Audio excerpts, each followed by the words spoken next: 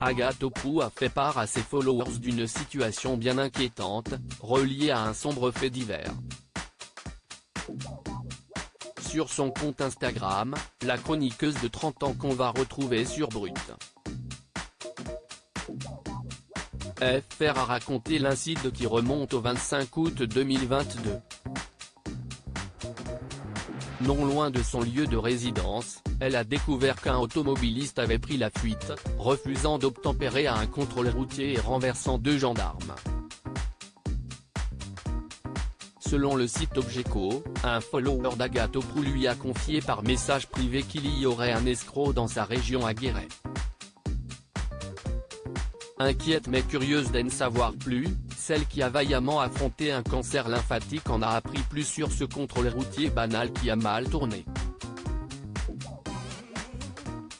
Le suspect serait un Britannique activement recherché.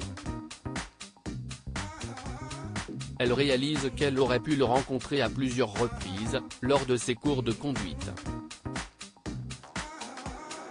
Un sombre escroc star de Netflix. Tout a démarré quand des chiens d'élevage détenus par un couple de Britanniques à Vidaya, un village de 180 habitants au sud de Guéret, devaient être transférés vers la SPA sous le contrôle de la DPP, chargée entre autres de la protection animale, et de la gendarmerie.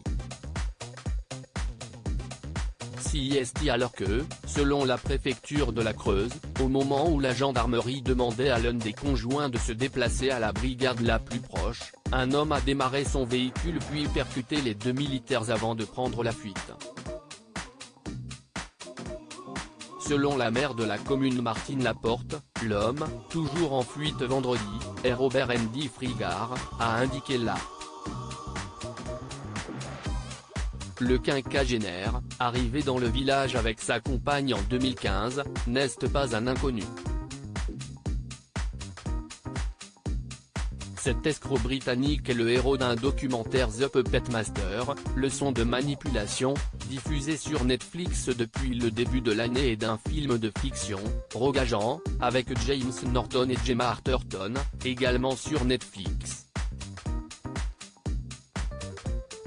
Cela fait 4-5 ans qu'on sait que CIST une crapule, a raconté à un correspondant de l'AF, Serge, qui ne veut pas donner son nom, un voisin de la maison de Pierre habitée par le couple, aujourd'hui au volet fermé.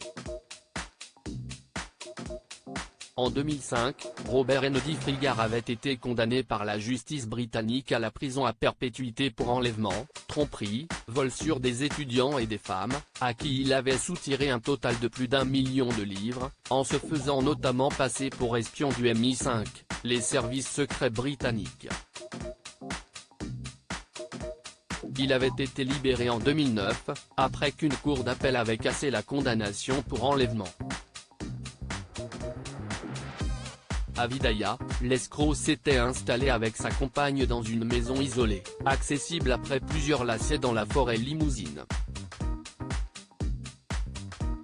S'il ne s'y rendait que très rarement, sa compagne y vivait totalement recluse et complètement sous influence, selon la mère. Son fils et sa fille, nés d'une autre union, pensaient leur mère disparue, jusqu'à la diffusion du documentaire. Selon la mairie, l'élevage canin illicite du couple abritait près de 30 chiens en cage et était visé par plusieurs signalements de la municipalité depuis 2 ans.